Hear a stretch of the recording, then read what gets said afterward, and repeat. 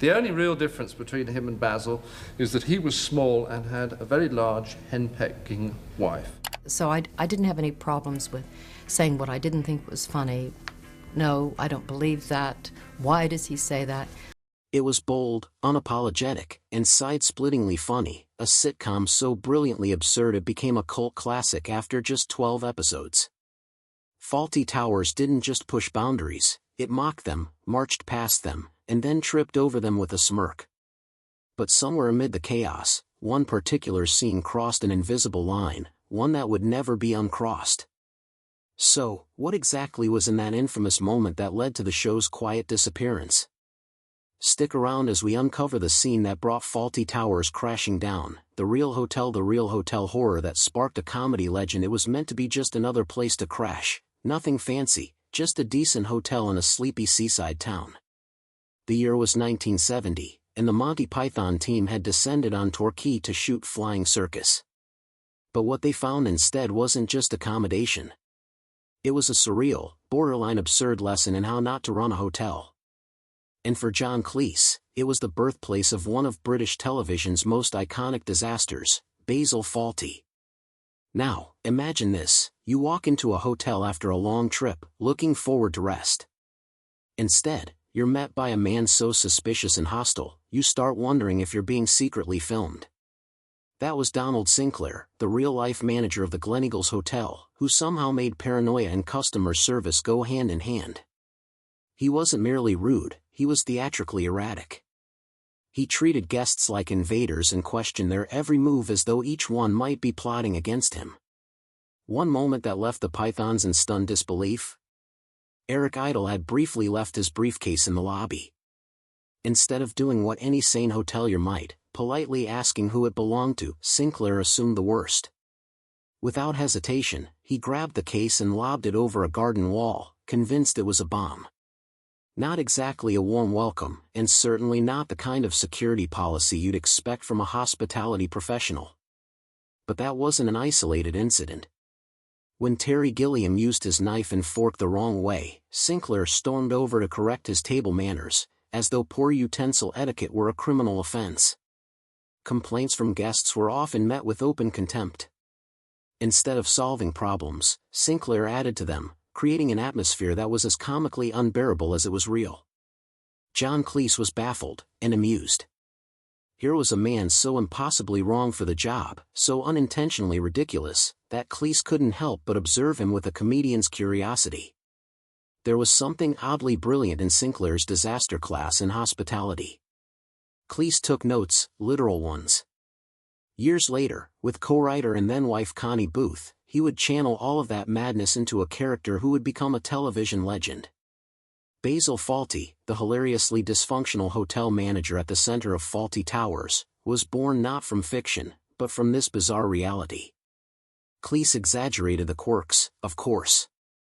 Basil's tantrums, his endless passive-aggressive jabs, and his tragic inability to handle stress were turned up for comic effect. But the core of Basil, his suspicion, social awkwardness, and talent for offending everyone, came straight from Sinclair.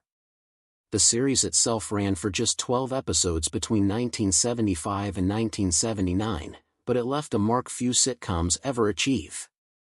Every chaotic misunderstanding, every meltdown behind the reception desk, was a tribute to that bewildering experience in Torquay.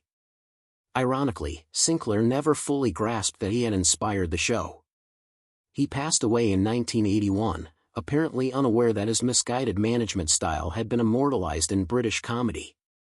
But while Fawlty Towers gained legendary status, the real story behind its origin remains stranger and funnier than fiction. It wasn't crafted in a writer's room out of thin air. It began with a chance encounter in a town no one expected to remember, inside a hotel no one expected to talk about. And the man who inspired it all? He thought he was running a tight ship when, in fact, he was captaining the Titanic of customer service. Yet, for John Cleese, this was only the beginning. Before Fawlty Towers, before Basil, and before the accolades, how exactly did his journey start? Stay tuned to unravel the full story, the making of John Cleese from chaos to Cambridge, the making of John Cleese long before the Monty Python madness and Basil Fawlty's hotel disasters, John Cleese was navigating the quiet seaside town of Weston-super-Mare. He was the only child of Reginald Cleese, an insurance salesman with a dislike for the family's original surname, Cheese. Thinking it far too ridiculous for an army man, Reginald officially traded Cheese for Cleese in 1923, a decision that would later match the peculiar charm of his son's comic legacy. At school, Cleese was towering over his classmates, literally. By 13, he was already more than 6 feet tall, his gangly presence a source of attention before his wit ever was. But behind the awkward height and the school uniforms, something else was brewing. His early education at St. Peter's Preparatory School, paid for by a family inheritance, planted 2 essential seeds, a love for language and a sharp eye for human behavior. He wasn't just a clever boy excelling in cricket and boxing, he was already studying the absurdities of life, albeit unknowingly. The classroom, however, wasn't enough to contain his curiosity. A statue prank during his time at Clifton College hinted at the kind of humor Cleese would come to master, dry, visual, and oddly intellectual. He painted footprints leading away from a statue of Field Marshal Haig as if it had wandered off to the bathroom. Juvenile mischief, perhaps, but even then, it was storytelling through farce. Still, not all moments were humorous. When Cleese discovered, at 17, that he had been passed over for a house prefect position despite his academic success, it left a mark. In his own words, it shifted his view of fairness and respect, something that would echo in the satirical lens through which he later examined authority figures and institutions. With university places under pressure due to the end of national service, Cleese had to delay his dream of attending Cambridge. Instead, he returned to his old prep school, not as a student, but as a teacher of Latin, science, English, and history. Ironically, the Latin lessons he once taught would find their way into Life of Brian, where Cleese's character famously corrects the grammar of anti-Roman graffiti. Every odd detour in his path somehow became part of his creative arsenal. Eventually, he claimed his spot at Downing College, Cambridge, to study law. But fate had other plans. At a student fair, the Footlights Theatre Club asked if he could sing or dance. No, Cleese said bluntly, adding that if there was anything worse than his dancing, it was his singing. "So what do you do?" they asked. "I make people laugh." And that, quite literally, was his foot in the door. At Footlights, Cleese crossed paths with future collaborators Tim Brooktaylor, Bill Oddie, and the one who would change everything, Graham Chapman. Together, they began crafting the kind of strange, cerebral, and anarchic comedy that would go on to reshape British television. Even after graduating with a law degree in 1963, Cleese's father continued sending him newspaper ads for retail management jobs, just in case this comedy thing didn't work out. Idea of a short-fused hotel owner tangled in chaos refused to fade, and soon, the seeds for Fawlty Towers were planted.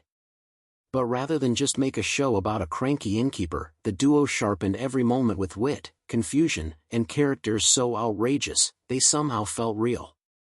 When the show first aired on BBC in 1975, it didn't exactly charm the critics. One called it a disaster, confused by its fast-paced humor and absurd scenarios. But the public? They understood. Audiences immediately clicked with the manic energy of Basil Fawlty, Cleese's towering bundle of nerves and fury, alongside the sharp-tongued Sybil, the ever-grounded Polly, and poor, hapless Manuel, who turned every misunderstanding into an explosive mess. What made the show truly stand out wasn't just the slapstick chaos, but the intricate timing and farcical tension in every scene. Each episode was a powder keg of confusion, pride, and barely restrained hysteria. Ironically, for something so beloved, the BBC nearly pulled the plug after just 6 episodes. But reruns and growing word of mouth made executives reconsider. By 1979, for years after the first season, a second, and final, batch of episodes aired. Only 12 episodes were ever made, yet those dozen entries sealed the show's place in television history. Behind the scenes, the story was less cheerful. By the time they began filming the second series, Cleese and Booth were already divorced. Still, they pressed on as creative partners, determined to finish what they started. It was the last time they would work together, but their final act was anything but bitter. Together, they closed the curtain on Fawlty Towers in style, their artistic chemistry unbroken even if their marriage wasn't. Even now, decades later, the show's humor feels fresh. It's quoted, studied, and still watched by new generations who can't help but laugh at Basil's escalating fury or Manuel's innocent confusion. Fawlty Towers prove that chaos, especially the kind born from two people trying to turn disaster into comedy, can be timeless. And somehow, through that blend of awkward hotel service, frayed nerves, and pure farce, Cleese and Booth managed to give the world a sitcom that never checked out. The genius of Fawlty Towers. The lasting genius of Fawlty Towers. Though only 12 episodes were ever made, Fawlty Towers carved out a legacy far larger than its modest runtime, and this is where its magic refuses to fade. When Fawlty Towers premiered in 1975, the response from television critics was more puzzled than pleased. Some dismissed the show as chaotic and incoherent, unable to grasp that the mayhem was precisely the point. But while critics hesitated, audiences locked in. They didn't just get it, they couldn't get enough of it. There was something almost painfully relatable about watching Basil Fawlty fumble through each day, convinced he was in control while the universe clearly had other plans. John Cleese's portrayal of Basil wasn't just funny, it was a masterclass in barely contained rage and misplaced ambition. Basil wasn't evil or cruel by design, he was simply trapped in a fantasy of refinement he could never quite live up to. That inner tension, his desperate desire to impress upper-class guests while being fundamentally incapable of hiding his own snobbery, turned each episode into a ticking time bomb. But the real brilliance of Fawlty Towers wasn't in the explosions, it was in the way it made every collapse feel both absurd and oddly tragic. Basil wasn't suffering alone. His sharp-tongued wife Sybil, played to perfection by Prunella Scales, knew exactly how to deflate his ego with a single line. Polly, the sensible maid portrayed by Connie Booth, often appeared to be the only adult in the building. And then there was Manuel, the hapless, eager-to-please waiter played by Andrew Sachs, whose constant confusion made every situation more unmanageable, and every punchline more explosive. None of it was tidy, and that was the point. The hotel's disasters weren't isolated gags, they were extensions of Basil's inner mess. Beneath the slapstick, the show explored themes of class, insecurity, and human folly. Basil wanted so badly to run a respectable establishment, to be taken seriously, to rise above his station, but the harder he tried, the more everything fell apart. And yet, that mess was meticulously crafted. Each episode, though packed with chaos, was tightly written and perfectly timed. The jokes didn't just land, they ricocheted. The pacing was relentless, the energy unstoppable. It was a kind of comedy that demanded attention and rewarded it generously. Still, despite its brilliance, Fawlty Towers was a gamble. After airing just 6 episodes, the BBC wasn't convinced it was worth continuing. It wasn't until reruns began attracting larger and more devoted audiences that the network gave the green light for a second and final series in 1979. In total, only 12 episodes were made. But in that small number, Cleese and Booth captured lightning in a bottle. Over time, the critics reversed course. What was once seen as a misfire became a gold standard. In 2000, the British Film Institute named it the greatest British TV series of all time. Today, nearly half a century later, Fawlty Towers remains one of the most quoted, adored, and referenced sitcoms in history. And though it was built on miscommunication, mishaps, and mounting tension, its legacy is clear: some disasters are too good to clean up. But what made one episode, out of just 12, explode into infamy, and why does it still spark debate decades later? Stick around to find out. The Germans' Fawlty Towers and the chaos of controversy. But even at the height of its success, laughter didn't shield Fawlty Towers from controversy, and one particular episode pushed the line between comedy and offense so far, it almost tore the show apart. It was called The Germans, and from the very start, it was chaos wrapped in satire. Viewers first saw Basil Fawlty, played with perfect absurdity by John Cleese, stumbling through his hotel duties after suffering a nasty blow to the head. Now, Basil was already a disaster waiting to happen on a normal day, but with a concussion? What followed was a tornado of missteps, awkward encounters, and one of the most infamous punchlines in British television history. The trouble began when a group of German tourists checked into the hotel. Basil, barely coherent and desperate not to offend them, issued a firm command to his staff, "Don't mention the war." But true to his character, within moments, he was doing exactly that, and far worse. In his rambling attempt to play host, Basil spiraled into a surreal, fast-talking tirade full of the Second World War references, Nazi comparisons, and then, as if things couldn't get more uncomfortable, a full goose-step march through the lobby with an over-the-top imitation of Adolf Hitler. It was outrageous. It was completely over the top. And for some, it was just too much. British viewers were divided. Many couldn't stop laughing, recognizing that the real target of the joke wasn't the Germans, it was Basil himself. His ignorance, his arrogance, and his total lack of self-awareness were always at the heart of the show's humor. In this case, the war jokes weren't glorifying anything, they were making Basil look like a fool. That was the point. But others, including BBC executives, didn't find it funny at all. For those with family members who had lived through the war, or worse, died in it, the slapstick portrayal of Hitler and the awkward war jokes felt insensitive and painful. Decades later, the arguments surrounding the Germans have only grown louder. In the age of streaming and global access, old comedies are being re-examined in a new light. Scenes once seen as edgy or ironic are now judged by today's standards, where political correctness and cultural sensitivity matter more than ever. And the Germans didn't escape this wave of reevaluation. Several streaming platforms removed the episode entirely, while others edited out specific scenes or lines they deemed offensive. This sparked a whole new controversy. Loyal fans were furious. To them, the edits were a kind of censorship that misunderstood the show's purpose. They argued that Fawlty Towers was never about punching down, it was about exposing the flaws in people like Basil, who never realized they were the joke. Even John Cleese, never one to back down from a fight, stepped in.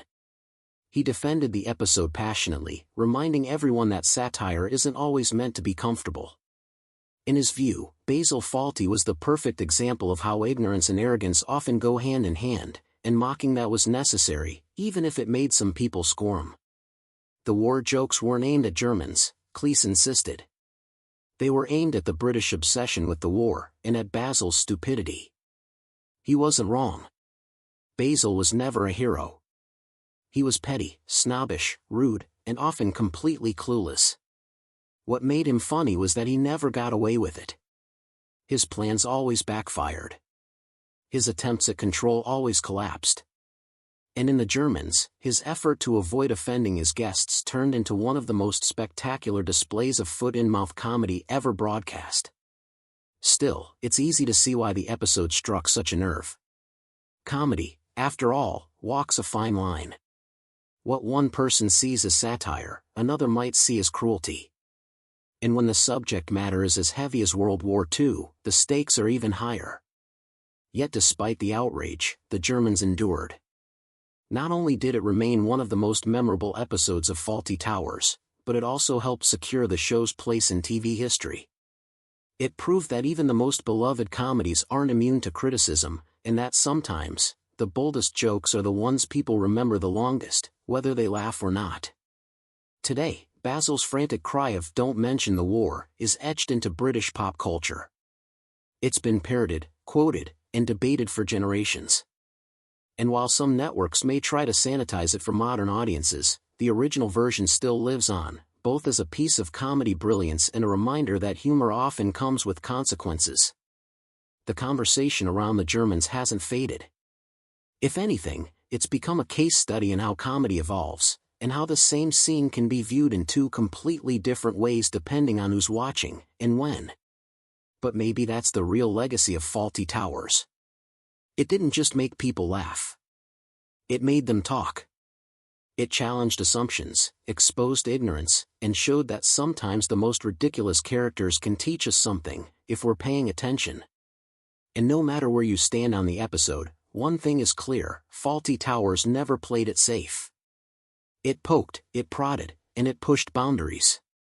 In doing so, it carved out a legacy that's still being discussed and dissected decades later. Behind the scenes, cast clashes and collaborations. Fawlty Towers was chaos bottled up and broadcast to the world, but what happened off-screen was just as wild as what fans saw on it. The slapstick humor, razor-sharp dialogue, and frantic energy that made the series unforgettable didn't just appear out of thin air.